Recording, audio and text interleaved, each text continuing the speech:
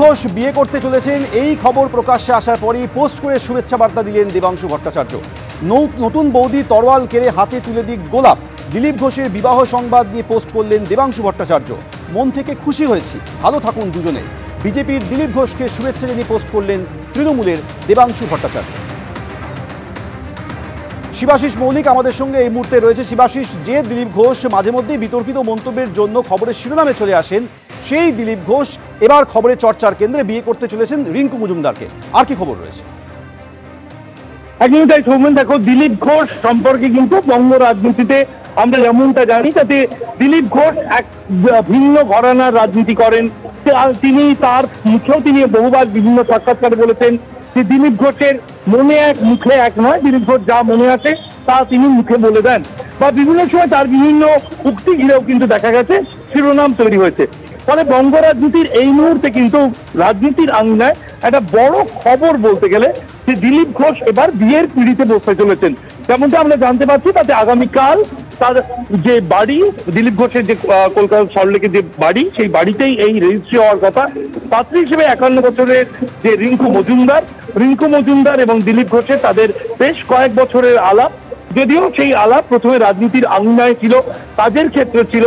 কারণ রিঙ্কু মজুমদার বিজেপির মহিলা মোর্চার গুরুত্বপূর্ণ পদে রয়েছেন, রাজ্য কমিটিতে রয়েছেন, একাধিক জেলায় তিনি ইনচার্জ হিসেবে রয়েছেন।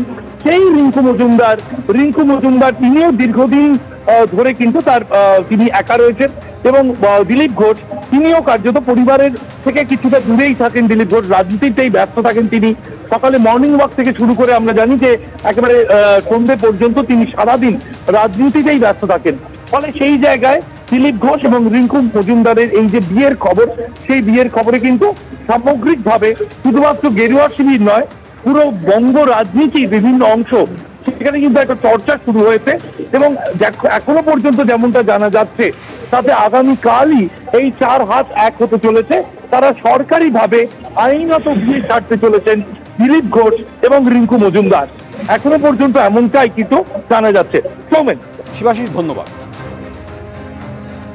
এ বঙ্গ রাজনীতিতে তোলপাড় ফেলে দিয়েছে, তার কারণ একজন বিয়ে করছেন। যিনি বিয়ে করছেন তিনি বিজেপির প্রাক্তন রাজ্য সভাপতি। এইবারে বিজেপির একাধিক প্রাক্তন রাজ্য সভাপতি রয়েছেন। এখন কে রয়েছেন, তার নামটা কি, অমৃত যখন আপনাদের সামনে বলবে আপনারাও চমকে যাবেন।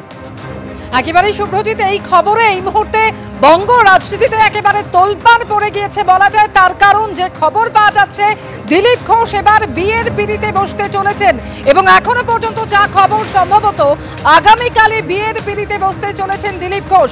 নিউ টাউনে তার যে বাড়ি রয়েছে সেখানেই রেজিস্ট্রি করে সম্ভবত আগামীকাল বিয়ে হতে চলেছে দিলীপ ঘোষের। এবং এখনো পর্যন্ত যা খবর, তার পাত্রী হচ্ছেন রিঙ্কু মজুমদার, যিনি বিজেপির মহিলা মোর্চার নেত্রী।